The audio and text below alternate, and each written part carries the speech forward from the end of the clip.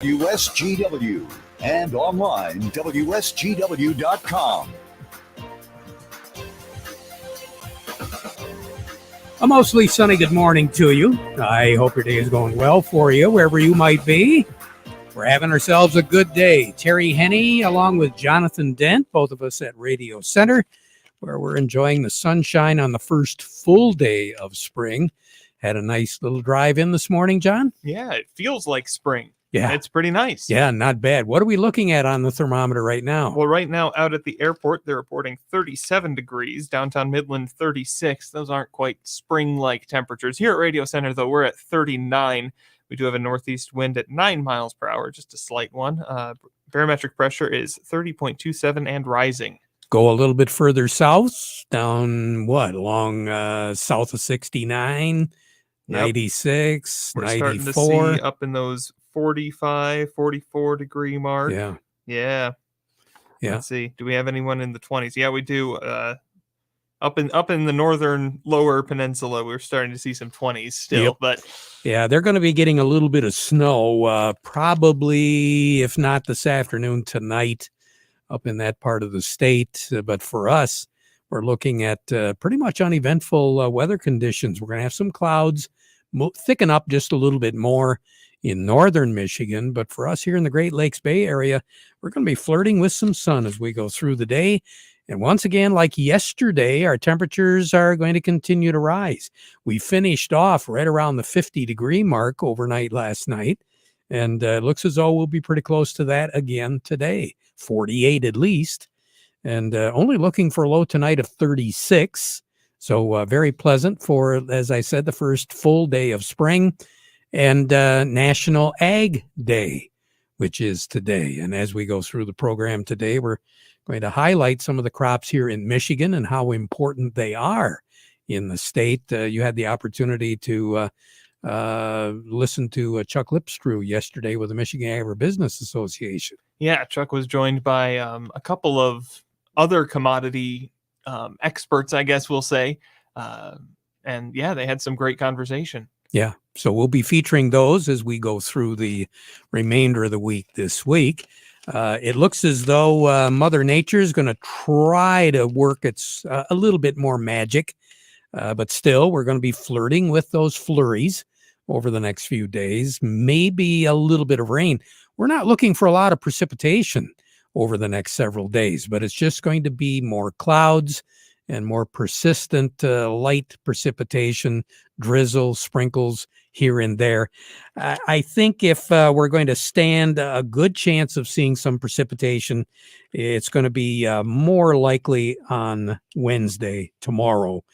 There is going to be some scattered shower activity, especially in the morning on Thursday, but all the way through this period for a good part of the work week, temperatures are going to be running above average. We're 44 in the afternoon and 27 at night. We should be right around that 50-degree mark here for the next few days, so it looks pretty good. Incidentally, today is National Strawberry Day. So those strawberry growers get a 2-for-1 today. You got National Ag Day, National Strawberry Day. Yeah, there you go. Incidentally, did you know that strawberries are the only fruit that have their seeds on the outside? Really? Yeah. Yeah, I can't think. Off the top of my head, I can't think of another one. Yeah, it's kind of interesting. And of course, a lot of us like shortcake along with that strawberry. So Sharon packed some shortcake for me so I could eat it on the air, but I see that the Wi-Fi isn't working. So our live stream isn't working today. So folks aren't going to have the opportunity to watch me. For once, I get to eat while everybody else is eating. There you go. Okay. Well, we'll save it for another day. Anyway, weather-wise, as we said, nice mild conditions for the next several days. We are looking for temperatures right around that 50-degree mark, but plenty of clouds around. Best chance of seeing a full day of sun was yesterday. Today, it's going to be partly sunny, clouds around. Further south you get, the better chance of more sun. Partly cloudy tonight with a spotty sprinkle, especially in southern Michigan. That will be tonight with that low of 36, and tomorrow 50. Spotty light rain, better chance later in the day, 44 for a low on Wednesday night.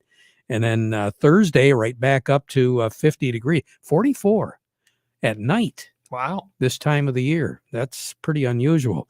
50 for a high on Thursday, scattered showers, especially in the morning, 27 for a low on Thursday night. So a little bit closer to average there.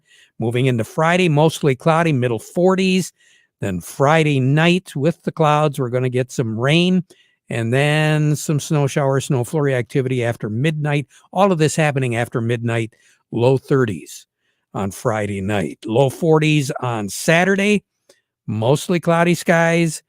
Maybe a little bit of snow flurry activity early Saturday morning, but a little bit of light rain showers during the day on Saturday, clearing off by Saturday night with partly cloudy skies. Sunday, the better of the two this upcoming weekend. Partly cloudy skies, once again, will be flirting with, if not actually hitting, that 50-degree area. Long-term, short-term, through the end of the month, temperatures averaging pretty close to normal, if not a little bit above. Precipitation value slightly above. Rolling into the first few days of April, below average. Really? On the temperatures, above average on the moisture. So I was hoping we'd go out like a lamb because we came in like a lion, and I don't know. I don't know what's going to happen. Record-breaking amount of snow on this date, better than 10 inches.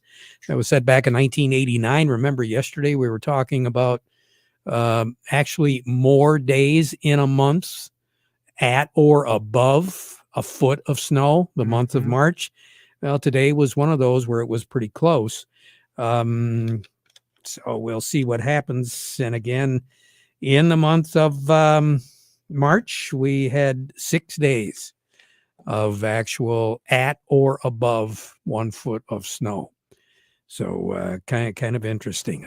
A year ago today, 49 was our high, 31 was our low. Sun will set this evening at 7:50, rise tomorrow morning at 7:36. So all sorts of things going on. Frontal system cutting the state right in half. That's why northern Michigan is cooler, southern Michigan is warmer. And as always, we're right on the line when it comes to that weather. More on the weather as we go through the broadcast. Standing by. We'll be heading over to Doug Klein at Oppenheimer to talk a little bit about the markets. And then for a little bit more, we'll get those prices from MAC and Breckenridge. All of that's ahead. But first, the weather report today brought to you by Nutrien Ag Solutions. Nutrien Ag Solutions has the local expertise to recommend the corn, soybean, and other seed products that are the best fit for your field. Plus, unparalleled agronomic support with products and services to unlock yield potential and improve crop performance from planting to harvest. Ask about our financing options to help you get more from every acre and lead the field. Visit your local Nutrien Ag Solutions branch or go to nutrienagsolutions.com. They say there's a secret to growing a great crop. At Nutrien Ag Solutions, they beg to differ. It all starts with a strong foundation, and when it comes to fertilizer, there's no question that Titan XE drives dry fertilizer performance. They've been unlocking the potential in every prill of dry fertilizer with biocatalyst technology for over a decade. Visit lpi.ag/Titan or contact your Nutrien Ag Solutions crop consultant to drive your crop's potential today. Farm Service brought to you today by the folks at Weiss Equipment. You know, those farm all tractors, we've been telling you again and again and again the reason why they call it the farm all, because that's exactly what it does. Baling, cutting hay, feeding, hauling, loading, pulling, raking, cleaning the barn, fertilizing, mowing, seeding, clearing, irrigating, furrowing, cultivating. You kind of get the idea, even leading parades. And you're probably going to see a few of those in the upcoming season as well. The Case IH Farm All tractor can do it all. Horsepower from 35 to 140. And Weiss Equipment in Frankenmuth knows that getting the job done starts with choosing the right Farm All tractor. And they carry the complete line. Anywhere from the Value Pack Compact Farm All A to the Deluxe Compact Farm All C and C Series with cabs. The tractor does it all, so no matter what you're doing, Can Do comes in red, and it's called Farm All. Learn more by stopping by Weiss Equipment in Frankenmuth, doing it right longer. Say good morning to Doug Klein over at Oppenheimer. Doug, how you doing today? I'm doing good. How you doing? Not too bad. A whole lot of red on the board, at least over at MAC. What's going on in Chicago? Oh, in my effort to become more happy, I already like rye bread and salmon. So I'm half finished already. Rye bread and Yeah, salmon. rye bread. That's a big thing in Finland. So I'm running with it. Oh, that's right. We Yeah. were talking about Finland yesterday, weren't we, John? Yeah, because Finland's the happiest country in, Right. in the Yeah, world. there we Yeah. go. There we go. Get the accent down, and I'll believe you. Yeah, exactly. Oh boy. Well, I had a meeting this morning with somebody that knows more than I do, which is most anybody anyway. But he said that there's a 60% chance that the interest rates are going to be lowered starting in June or July or August sometime, which I thought was interesting. You know, keeping with our theme of re-election of the sitting president.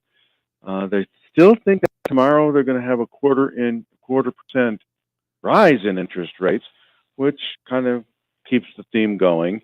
You know, that the markets are going to suffer a little more until they bring them back for the happy event. Well, yeah, so they'll just keep raising them. And then when they start to lower them by the end of the year, we'll be right about where we're at right now. Really, Right? and right back in re-election mode. So it's pretty awesome. Yeah, there you go. I haven't heard anything about an indictment, but I did see Mrs. Pelosi say that no one is above the law, which I stared at it and I almost passed out and said, really? Really? You're not really? Wow. Wow. And I saw that 2.2 trillion has been wiped out of the real estate market in 1 year because of the interest rates going up. So Now, that's a wow. That's a lot of money. That is a lot of money. Yeah, that's why a lot of banks are failing. And as long as they don't have to market to the market, you know, they can pretend that it really never happened. But once they start marketing it to the market, that's when you get an 08. So hopefully they don't do that, and we skate through this on thin ice, but survive it.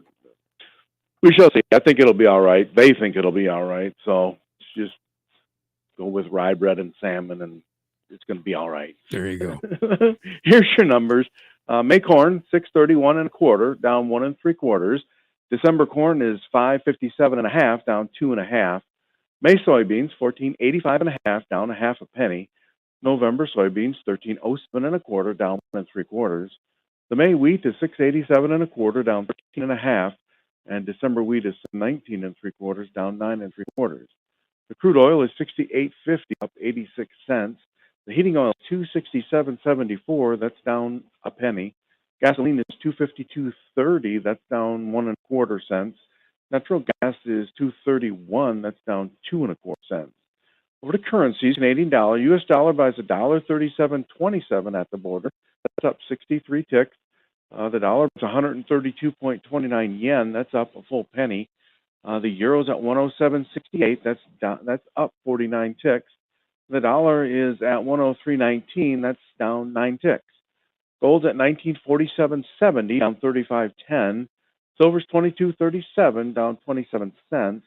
And platinum's at 977.20. That's down $19.60. You have a great day, Doug. Thanks. Yep. You too. You bet. Talk to you later. Doug Klein over at Oppenheimer. What's going on the board at MAC?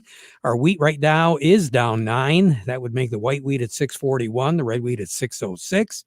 New crop down 4, 704 for the white, 639 for the red. Corn down a couple at 586. New crop down 1 at 498. And the soybeans unchanged at 1450. The new crop down 2 at 1247. Market report brought to you by the folks at Kryzak's House Family Restaurant. You got to supply the food for an event coming up? Not a problem. You want to have mom and dad and everybody else have a good time and have dinner out or breakfast out? Easter, perfect time to do it. Kryzak's House will take care of everything for you. Just give them a call and reserve your table. What number? 989-894-5531. Corner of Cass in Michigan on Bay City's south side. And by the folks at Steiner Tractor. That's new parts for old tractors made real easy. The chances are they've got it for you. Whether it's an old one or kind of a newer one, when it comes to tractors, Steiner knows their tractors. 800-234-3280 or go to steinertractor.com. We'll be right back, but first this. Dairy Dude, Dairy Dude. As a farmer, you're always thinking ahead, planning and preparing for the next season. You know that a profitable yield depends on weather and timing. While Morgan Composting can't control the weather, they can save you time, from enhancing your soil before planting season with Dairy Dew compost blends to boosting growth with Dairy Dew granulated fertilizers, and finishing the growing season strong with powerful liquid foliants made with kelp, humic, and fulvic acid. Morgan Composting has everything you need to get things going and get things growing in a complete package. Whether your farming operation is a greenhouse, an orchard, or thousands of acres of row crops, save time by getting your entire fertility plan made in one place. Morgan Composting, serving Michigan farmers for more than 25 years. Call the soil health experts now at Morgan Composting or visit dairydew.com to learn more. Dairy Dew. Understand that we have a special guest today talking to us from Columbus, Ohio, John? Well, it's one of our normal guests, but Yeah. he's coming to us from a special place. Jerry Samolsky is down at a... What was the meeting again, Jerry? It's we belong to a buying group, and so we're meeting before the season starts about all the different things that are happening in the industry. And interesting down here in December when we had that sudden cold snap, well, we got a little bit more ready for it than they did down here. So we cooled down a little bit more, but they went from like 60 degrees to 20 almost overnight, and the plants hadn't quite shut down a lot. So we're seeing a lot of damage on boxwood. Some yews are showing damage, and a plant we don't do a lot with is skip laurel. It's just burned right down to the ground. So, I think we might have some problems with plant material from that December quick freeze that we had. But time will tell. In the next probably month, we'll know a lot more. Jerry, one industry that really a lot of people don't think about is the nursery and landscape industry in Michigan. It's very strong, isn't it? It sure is, Terry. We rate number 4 in the country for a lot of different commodity groups within our nursery industry, hanging baskets and other things. I just can't fathom why Florida and other states with all that heat can't grow stuff as well as we can here in Michigan. But our greenhouse industry is huge in Michigan.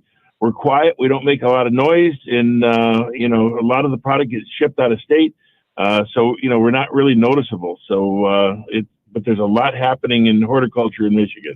You bring up a really good point, Jerry, and that is that we do export out of state a lot of product. And of course, we consume a lot of product around here. We're gifted in the number of family-owned greenhouses in our area, aren't we? We sure are. There's a lot of wonderful growers in our area that do a great job. And, as the spring season comes, by the way, yesterday is first day of spring, they're getting up and getting running, and they'll have a lot of product to put in the ground all spring long. Yeah, we have great growers in our area. Well, and I know in your particular case, Bay Landscaping and Garden Center, you got a lot of property around the building there, and it's chock full of merchandise for spring. Yeah, we grow about 80 acres worth of stuff, and that isn't enough. So we buy in from Michigan businesses, as well as far west as Oregon and California, and as far south as Tennessee.